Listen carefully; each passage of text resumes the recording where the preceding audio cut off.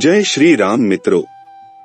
ऐसा माना जाता है कि अगर जीवन में कोई समस्या आ रही है या आर्थिक स्थिति खराब है या करियर में सफलता नहीं मिल रही है तो सावन सोमवार के व्रत करके और व्रत कथा पढ़कर जीवन के सभी कष्टों को दूर किया जा सकता है। आइए जानते हैं सावन सोमवार की व्रत कथा के बारे में। एक समय की बात है, किसी नगर में एक साहूकार रहता था। उसके घर में धन की कोई कमी नहीं थी, लेकिन उसकी कोई संतान नहीं थी। इस कारण वह बहुत दुखी था। पुत्र प्राप्ति के लिए वह प्रत्येक सोमवार व्रत रखता था और पूरी श्रद्धा के साथ शिव मंदिर जाकर भगवान शिव और पार्वती जी की पूजा करता था। उसकी भक्ति देखकर एक दिन मां पार्वती प्रसन्न हो गईं और भगवान शिव से उस साहूकार की मनोकामना पूर्ण करने का आग्रह किया। पार्वती जी की इच्छा सुनकर भगवान शिव ने कहा कि हे पार्वती, इस संसार में हर प्राणी को उसके कर्मों का फल मिलता है और जिसके भाग्य में जो हो उसे भोगना ही पड़ता है। लेकिन पार्वती जी ने साहूकार की भक्ति का मान रखने के लिए उसकी मनोकामना पूर्ण करने की इच्छा जताई। माता पार्वती के आग्रह पर शिवजी ने साहूकार को पुत्र प्राप्ति का वरदान तो दिया, लेकिन साथ ही यह भी कहा कि उसके बालक की आयु केवल 12 वर्ष होगी। माता पार्वती और भगवान शिव की बातचीत को साहूकार सुन रहा था। उसे ना तो इस बात की खुशी थी और ना ही दुख। वह पहले की भांति शिवजी की पूजा करता रहा। कुछ समय के बाद साहूकार के घर एक पुत्र का जन्म हुआ। जब वह बालक 11 वर्ष का हुआ तो उसे पढ़ने के लिए काशी भेज दिया गया। साहूकार ने पुत्र के मामा को बुलाकर उसे बहुत सारा धन दिया और कहा कि तुम इस बालक को काशी विद्या प्राप्ति के लिए ले जाओ और मार्ग में यज्ञ कराना।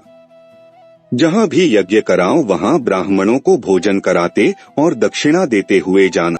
दोनों मामा भांजे इसी तरह यज्ञ कराते और ब्राह्मणों को दान दक्षिणा देते काशी की ओर चल पड़े। रात में एक नगर पड़ा जहां नगर के राजा की कन्या का विवाह था। लेकिन जिस राजकुमार से उसका विवाह होने वाला था वह एक आंख से काना था। राजकुमार के पिता ने अपने पुत्र के काना होने की बात को छुपाने के लिए एक चाल सोची। साहूकार के पुत्र को देखकर उसके मन में एक विचार आया। उसने सोचा क्यों न इस लड़के को दूल्हा बनाकर राजकुमारी से विवाह करा दूं।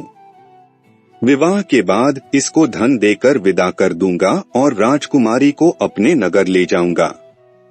लड़के को दूल्हे के वस्त्र पहनाकर राजकुमारी से विवाह कर दिया गया। लेकिन साहूकार का पुत्र ईमानदार था। उसे यह बात न्याय संगत नहीं लगी।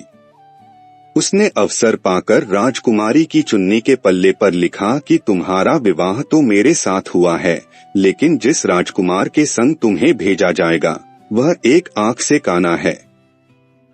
मैं तो काशी पढ़ने जा रहा हूँ। जब राजकुमारी ने चुन्नी पर लिखी बातें पढ़ी तो उसने अपने माता पिता को यह बात बताई। राजा ने अपनी पुत्री को विदा नहीं किया, जिससे बारात वापस चली गई। दूसरी ओर साहूकार का लड़का और उसका मामा काशी पहुंचे और वहां जाकर उन्होंने यज्ञ किया। जिस दिन लड़के की आयु 12 साल की हुई उसी दिन यज्ञ रखा गया। लड़के ने अपने मामा से कहा कि मेरी तबीयत कुछ ठीक नहीं है। मामा ने कहा कि तुम अंदर जाकर सो जाओ।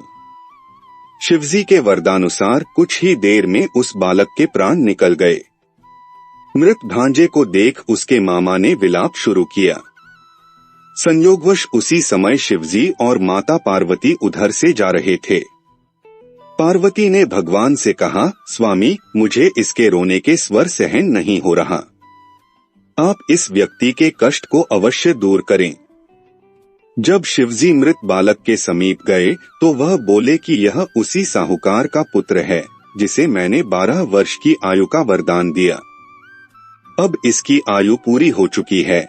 लेकिन मातृभाव से विभोर माता पार्वती ने कहा कि हे महादेव, आप इस बालक को और आयु देने की कृपा करें, अन्यथा इसके वियोग में इसके माता पिता भी तड़पट कर मर जाएंगे। माता पार्वती के आग्रह पर भगवान शिव ने उस लड़के को जीवित होने का वरदान दिया। शिवजी की कृपा से वह लड़का जीवित हो गया। शिक्षा समाप्त करके लड़का मामा के साथ अपने नगर की ओर चल दिया। दोनों चलते हुए उसी नगर में पहुंचे जहां उसका विवाह हुआ था। उस नगर में भी उन्होंने यज्ञ का आयोजन किया। उस लड़के के ससुर ने उसे पहचान लिया और महल में ले जाकर उसकी खातिरदारी की और अपनी पुत्री को विदा किया। इधर साहूकार और उसकी पत्नी भूखे प्यासे रहकर बेटे की प्रतीक्षा कर रहे थे। उन्होंने प्रण कर रखा था कि यदि उन्हें अपने बेटे की मृत्यु का समाचार मिला तो वह भी प्राण त्याग देंगे, परंतु अपने बेटे के जीवित होने का समाचार पाकर वह बेहद प्रसन्न हुए। उसी रात भगवान शिव ने व्यापारी के स्वप्न में आकर कहा, हे श्रेष्ठी, मैंने तेरे सोमवार के व्रत करने और व्रत कथा सुनने से प्रसन्न होकर तेरे पुत्र को लंबी आयु प्रदान की है।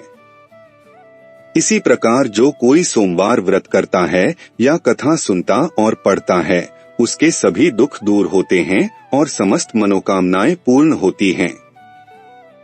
मित्रों, यह वीडियो पसंद आया हो तो लाइक करें और ऐसे ही आध्यात्मिक वीडियो देखने के लिए चैनल को सब्सक्राइब करें।